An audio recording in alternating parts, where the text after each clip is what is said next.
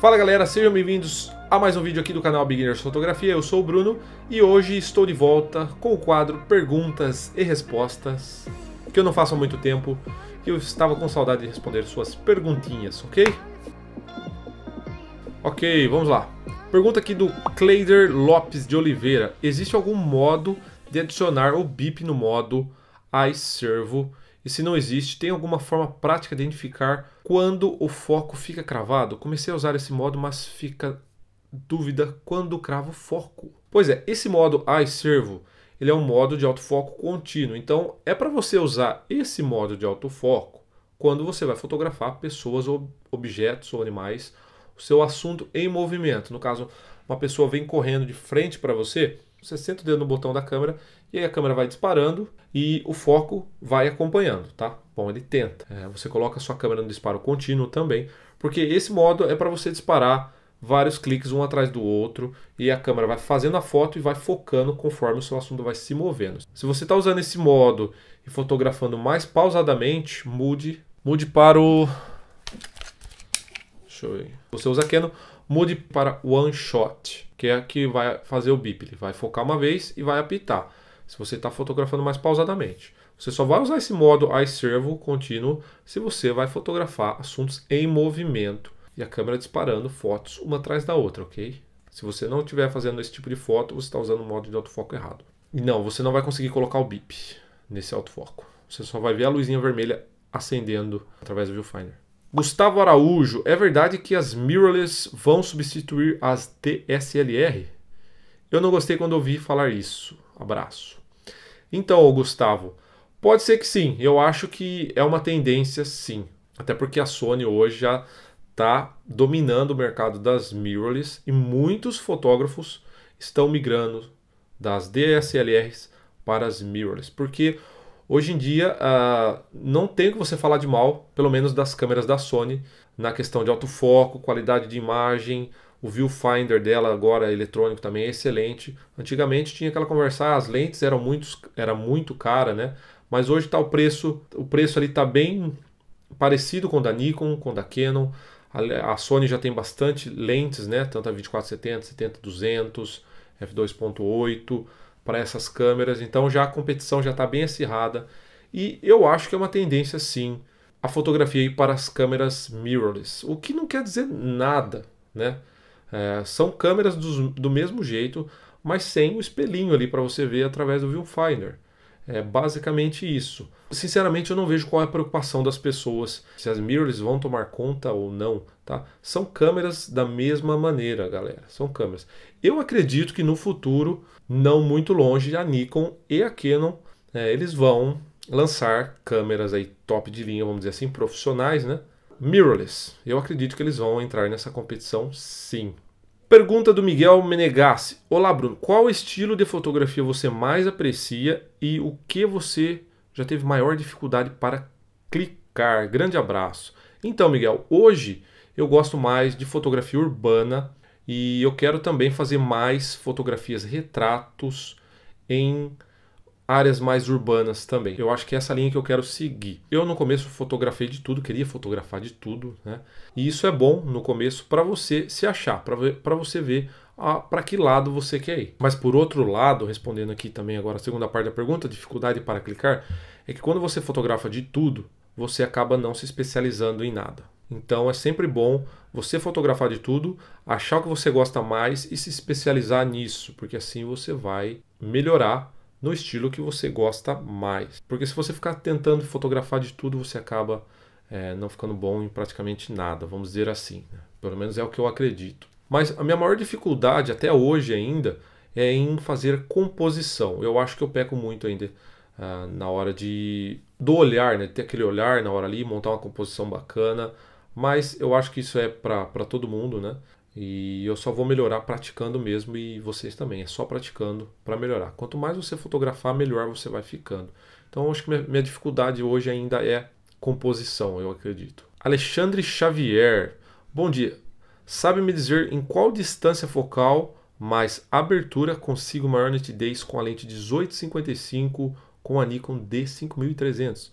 Olha, eu vou te dar um exercício bem fácil para você fazer e para você descobrir qual a melhor distância focal e abertura da sua lente. Pega a sua câmera, pega a sua lente, coloca no tripé, deixa ela paradinha, escolhe um assunto onde a luz não vai mudar, coloca sua lente de 18mm, vai mudando as aberturas e fazendo fotos. Coloca em 24mm, vai fazendo fotos com aberturas diferentes. Coloca em 35mm, faça fotos com aberturas diferentes. E no final você passa lá tudo para o seu computador e aí você compara para ver qual distância focal e abertura você vai ter mais nitidez na sua lente. Faça isso. Aí use o foco manual também para ficar cravadinho lá para todas as fotos. Faça isso que é a melhor maneira para você descobrir em que configuração sua lente vai ficar mais nítida.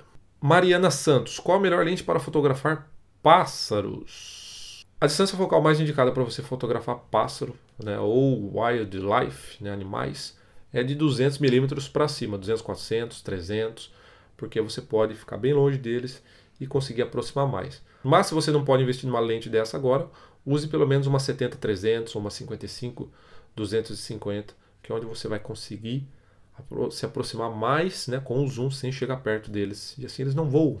Éder Ribeiro, queria saber sobre fluxo de trabalho e marketing. Dizem que são os mais importantes na carreira do fotógrafo. Tem estúdio que o funcionário só aprende a apertar o botão e cenários já todos né, já definidos e ganham muito mais dinheiro. Não adianta saber tirar fotos e ter clientes e não dar conta, não é?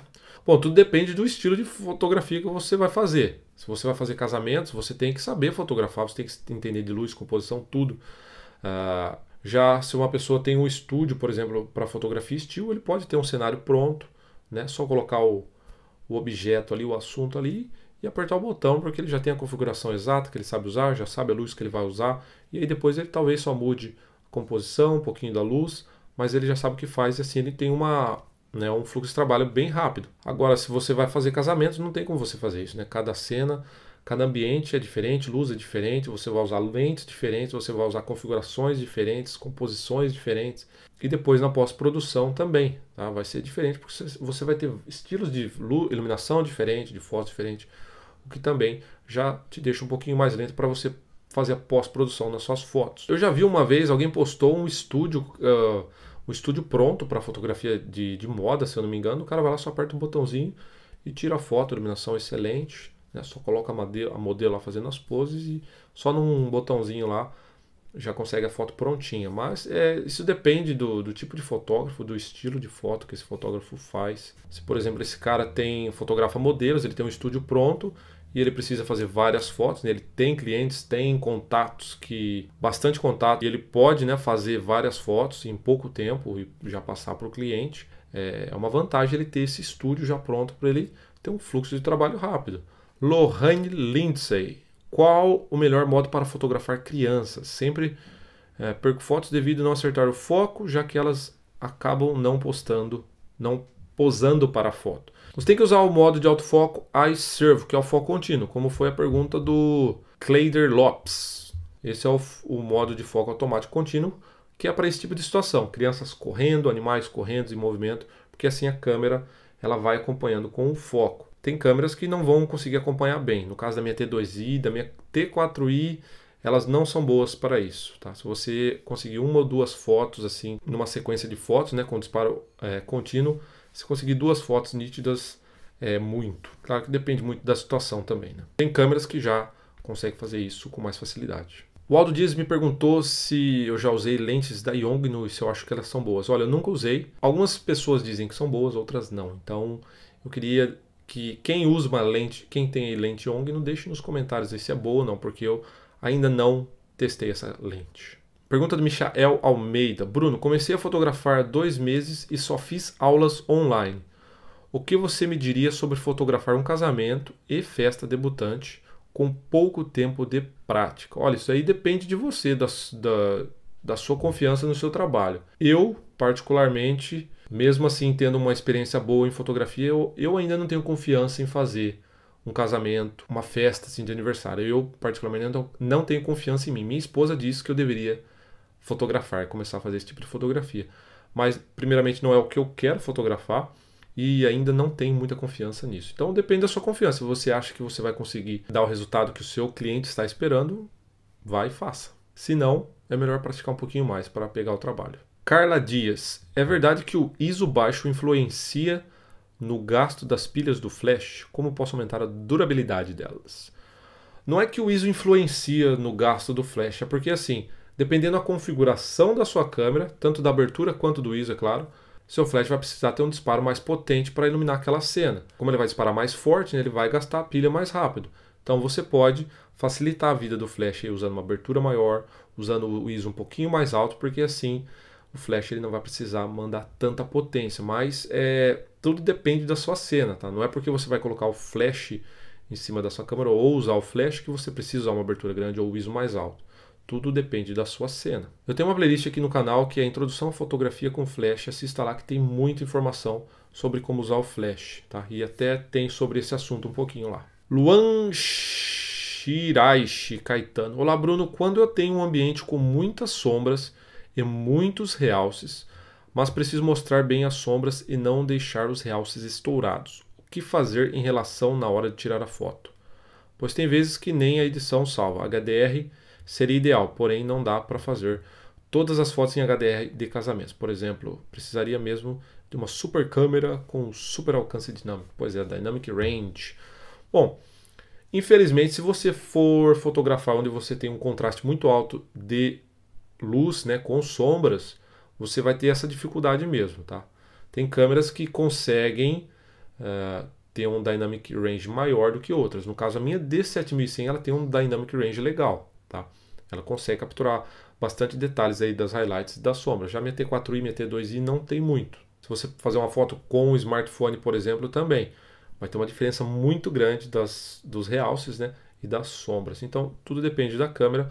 Mas tem fotógrafos que fazem a fotometria para os realces e tem alguns fotógrafos que fazem para as sombras. Então é isso que você tem que tentar achar aí um meio termo, o que é um pouco difícil, né? Dependendo da situação que você tiver. Eu, particularmente, tento não estourar as highlights, os realces. Eu tento deixar eles sem estouro, né? Sem partes completamente brancas, dependendo do estilo de foto. E aí depois eu consigo recuperar mais as sombras na pós-produção. Se eu, por exemplo, fazer a fotometria para sombras, eu provavelmente vou ter aí highlights estouradas, né? Ter os realces estourados e ter muito branco. E o branco é muito mais difícil de você recuperar. Se ficou branco, você não recupera mais nada, né? E é muito mais fácil você estourar uma imagem do que deixá-la completamente com partes pretas, no caso das sombras. Normalmente as sombras ficam sempre com detalhes e as highlights não, ficam completamente brancas. Então você tem que tomar um cuidado aí. Claro que na hora de você restaurar as sombras, vai adicionar ruído, né, a sombra, se estiver muito escura essas sombras. Ou você mudar a cena, tentar achar um lugar onde você não tem um contraste tão alto entre as sombras e os highlights. Gilberto Zicardi Jr., lente Sigma ou Tamron, valem a pena? Sim, valem muito a pena, por serem bem mais baratos do que Nikon e Canon, e hoje a qualidade delas são excelentes, principalmente da Sigma, a linha Art da Sigma, que tem uma qualidade excepcional, se não melhor do que Canon e Nikon, em algumas lentes, tá? Então pode comprar sem medo. Tem mesmo a Tamron, 2470 da Tamron é muito boa, 70-200 da Tamron também é muito boa. Pergunta do Erli Miranda. Gostaria de saber qual lente recomendaria para fotografar grandes eventos, tais como shows, som de luz, diverge muito. Eu fiz fotos de um show do Henrique Juliano, aqui em Londres, usando a 1855 e a Canon T2i. Eu usei na intenção mesmo de fazer um teste para ver se dá para conseguir foto com qualidade usando um equipamento mais básico, uma lente mais básica e bem escura, por sinal, né? E o resultado ficou bem satisfatório, ficou bom. Mas eu quero fazer um vídeo somente falando sobre essas fotos, para realmente passar para vocês o que eu acho, tá? Mas eu vou deixar para outro vídeo. É bom você escolher uma lente clara, tá? Uma 1855, por exemplo, é uma lente muito escura, você vai ter que usar o ISO muito alto, dependendo da sua câmera, vai granular demais, vai deixar sua imagem ruim, tá? Você consegue fazer? Consegue, tá? Mas aí depende também se o cliente vai aceitar como o resultado vai sair. Tem isso também, né? Uma lente clara, você pode ser uma lente, uma 24-70, pode ser uma 50-1.8, pode ser uma 70-200, tudo depende de como você vai fotografar. No caso desse show lá, tinha fotógrafos usando a 24-70, 70-200, o grande angular também, fisheye, mas tudo com aberturas grandes, né?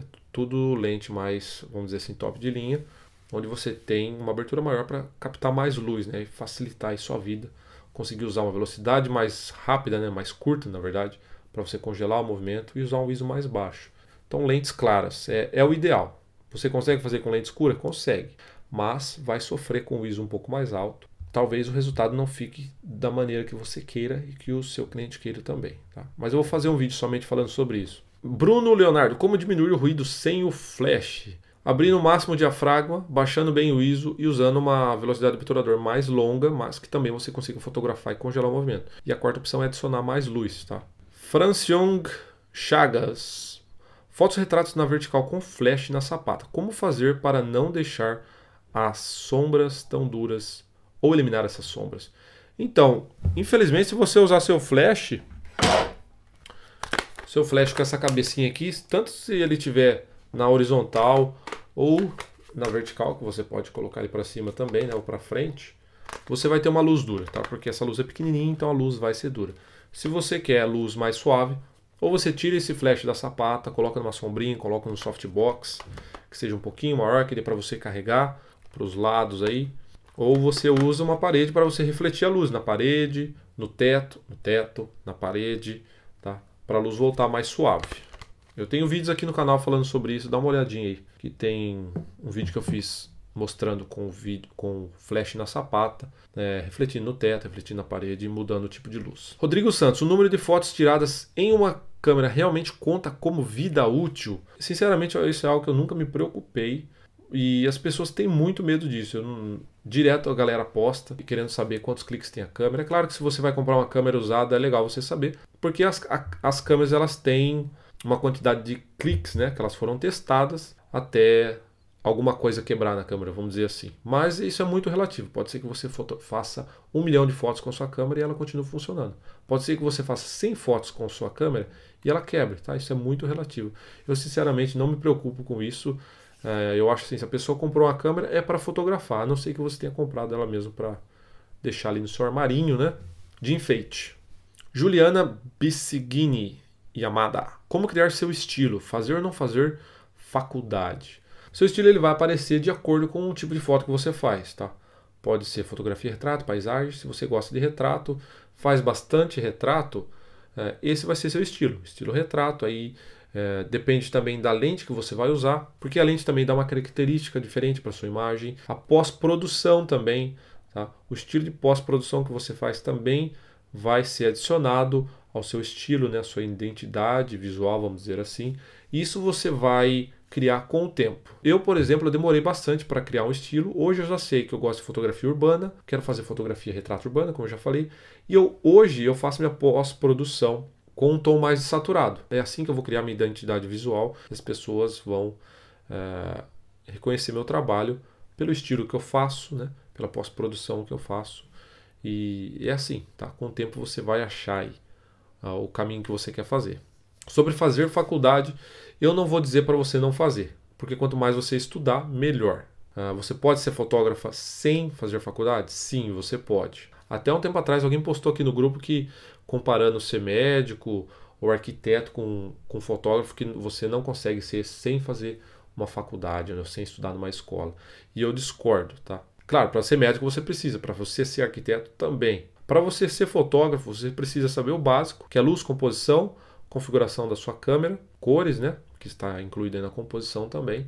E aí, o resto é com você. É sair praticar e vai ser o seu esforço para você conseguir um resultado bom. Eu já falei isso várias vezes. Você pode estudar com o melhor fotógrafo, estudar na melhor escola. Se você não praticar, você não aprende. Tá? É simples assim. É a prática, tá? Vai depender da sua força de vontade. Próxima pergunta do Thiago Pereira. Bruno, queria saber quais foram os seus primeiros passos na fotografia profissional. Como você começou a trabalhar? Amigos, bebês, etc. Então, Thiago, eu não trabalho com fotografia ainda. A única coisa que eu faço são vídeos para o YouTube, para ensinar a galera. Eu ensino o que eu aprendo, eu vou passando para o pessoal. Eu não trabalho com fotografia. O único trabalho pago que eu fiz com fotografia foi fazer fotografia do show do Vitor Ilhéu, que eu fiz com a minha Nikon D7100 e a 1805, que tem um vídeo aí no canal que eu mostrei, falei de como foi o processo. Foi o primeiro trabalho que eu fiz remunerado, vamos dizer assim, que também foi tipo assim, meio que na sorte, né? Eu já ia trabalhar nesse show como DJ, que esse é o meu trabalho, eu trabalho como DJ aqui em Londres. Não sou fotógrafo, promotor desse evento, lá desse show, não tinha nenhum fotógrafo no dia. E eu estava com a minha câmera, né? Eu sempre levo minha câmera comigo. E ele perguntou se eu não queria fazer as fotos. E aí eu falei, posso fazer. E aí fiz as fotos, o resultado saiu bem bacana. E eu fui pago por esse trabalho. Foi o único que eu fiz pago, assim. Agora, já fui chamado para fazer fotografia retrato, ensaio, mas eu ainda não aceitei. Como eu já disse, eu ainda não tenho muita confiança. Não é que muitas pessoas dizem, não é o que minha esposa diz, mas eu ainda não achei, vamos dizer assim, eu não achei meu caminho certo ainda para fazer esse tipo de fotografia, eu acho, né? Kaique Dias, gostaria de saber se é possível fazer um bom ensaio fotográfico com uma lente 18-55 à noite. Se sim, qual a melhor configuração? Bom, dá para você fazer? Dá. Assim como eu fiz as fotos do show. Dá para você fazer. Quais configurações usar é impossível te dizer. Tudo depende da cena, da luz, tá? Se você vai fotografar à noite com uma lente escura, você vai ter que usar o ISO mais alto, tentar usar uma abertura maior na sua lente, que na 18-55 não é muito, né? E realmente é uma lente escura, não é a lente ideal para você fotografar à noite. Se você tiver uma 50mm 1.8, vai te ajudar demais. Mas se não, o legal é você adicionar uma luz, né? Ou você procurar um local noturno onde tem uma luz bacana para pelo menos iluminar o seu assunto. Não é a lente ideal, mas você consegue sim. E é só pegando sua lente, sua câmera, saindo fotografar e fazendo testes, ok? Se você tem, faça testes, vá praticando. Ariane Fente perguntou, bom dia, gostaria de saber como dar início na carreira de fotógrafo, tipo largar o emprego, começar do zero, pois trabalhar todo dia, o dia todo, quase não sobra tempo. Como conciliar? Pois é, infelizmente você vai ter que arrumar um tempinho para você começar a praticar, estudar, começar a arrumar um cliente aqui, outro cliente ali. Eu não te aconselharia a sair do seu trabalho e assim de cara e começar com fotografia, a não ser que você consiga se sustentar sem esse trabalho, você tenha pais ou família que te ajude, né? E que você possa se empenhar 100% na fotografia, que também não é tão simples de entrar no mercado e ganhar um dinheiro bom, tá? Mas, é claro, tudo vai de sorte, de contatos. Pode ser que você se dê bem no primeiro mês, tá? Mas é um pouco arriscado.